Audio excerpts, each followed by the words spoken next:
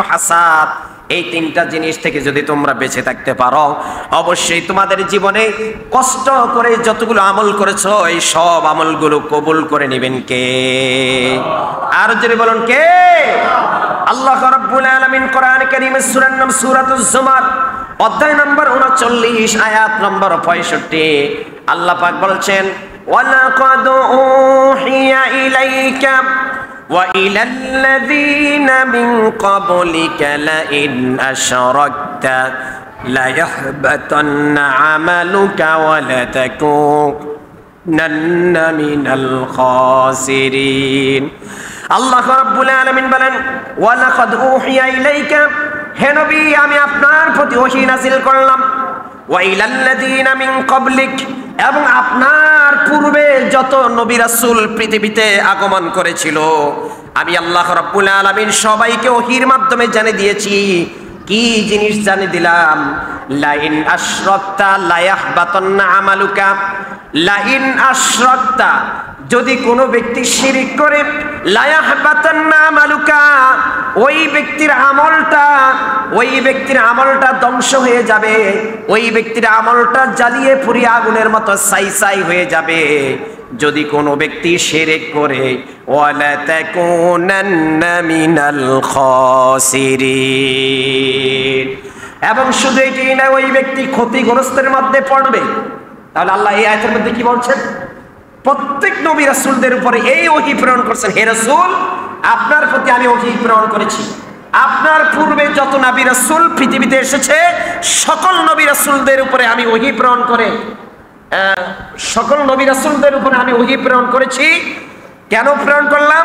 ওরা যত আমল করেছে এই সব আমলগুলো যেন বরবাদ না হয়ে যায়, ধ্বংস না হয়ে যায়, এই জন্য আমি আল্লাহ রাব্বুল আলামিন তাদের উপরে ওহী প্রেরণ করেছি। কি ওহী? লাইন আশরাকতা, খবরদার শিরক করবে না, কখনোই করবে না। লাইন, এটা এমন একটি তাকিদ দেওয়া হয়েছে, জীবনে যতদিন বেঁচে থাকো শিরকের সাথে যেও না।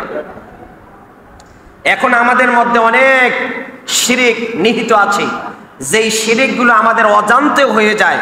আছে না নাই? কি বলেন? আছে আছে আছে। প্রিয় বন্ধুগণ আমার, একই কথা আল্লাহ রাব্বুল আলামিন কোরআন কারীমের সূরার নাম সূরাতুল মাইদা, অধ্যায় নম্বর ৫, আয়াত নম্বর ৫। আল্লাহ পাক বলছেন, وَمَنْ يَكْفُرْ بِالْإِيمَانِ فَقَدْ حَبِطَ عَمَلُهُ وَهُوَ فِي الْآخِرَةِ مِنَ الْخَاسِرِينَ। وَمَنْ يَكْفُرْ بِالْإِيمَانِ, যেই ব্যক্তি ঈমান আনার পরও, ঈমান আনা সত্ত্বেও কুফরি করলো, আল্লাহকে অবিশ্বাস করলো, আল্লাহর সাথে শিরিক করলো, ফাকাদ হাবিতা আমালু, ওই ব্যক্তির আমলগুলো ধ্বংস হয়ে যাবে। ওহুয়া ফিল আখিরাতি মিনাল খাসিরিন, এবং সে আখিরাতের মধ্যে ক্ষতিগ্রস্তের অন্তর্ভুক্ত হয়ে যাবে, জাহান্নামী লোকদের দলভুক্ত হয়ে যাবে। একই কথা আল্লাহ রাব্বুল আলামিন কোরআন কারীমের সূরা মাইদা অধ্যায় নম্বর ৫, আয়াত নম্বর ৭২।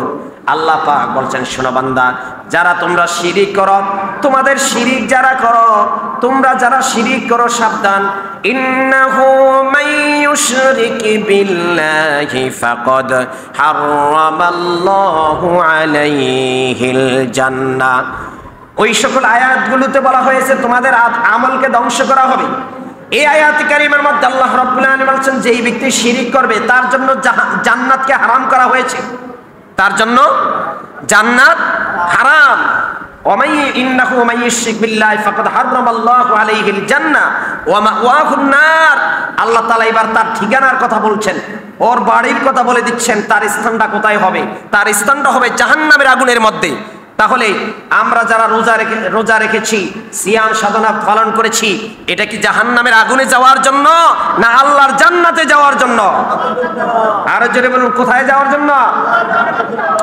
তাহলে শিরিক আমাদেরকে বর্জন করতে হবে। কুফর মানে আল্লাহকে অস্বীকার করা, আল্লাহর দেওয়া নেয়ামতকে অস্বীকার করা, আল্লাহর দেওয়া নিয়ামতকে অস্বীকার করা।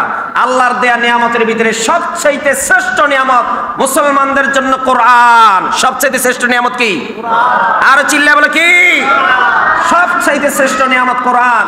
এই কোরআনের ভিতরে মুসলমানদের সামাজিক রীতিনীতির কথা আছে, কোরআনের ভিতরে মুসলমানদের ইবাদতের কথা বলা হচ্ছে, এই কোরআনের ভিতরে মুসলমানদের অর্থনীতির কথা বলা হয়েছে, এই কোরআনের ভিতরে মুসলমানদের রাজনীতির কথা বলা হয়েছে।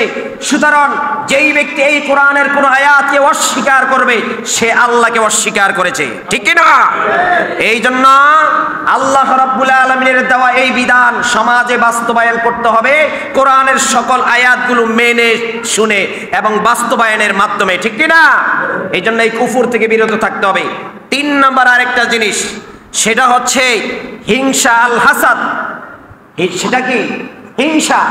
একজন লোক বলল যে আরে ভাই দেখো এই লোকটা একদিকে চাকরি করে, আরেকদিকে ব্যবসা করে, আরেকদিকে ক্ষেত কামারে কাজ করে, এই লোকের দ্বারা এত ইনকাম তার, এরকম লোক আছে না নাই? আরো চিল্লায় বলে আছে না নাই? যেই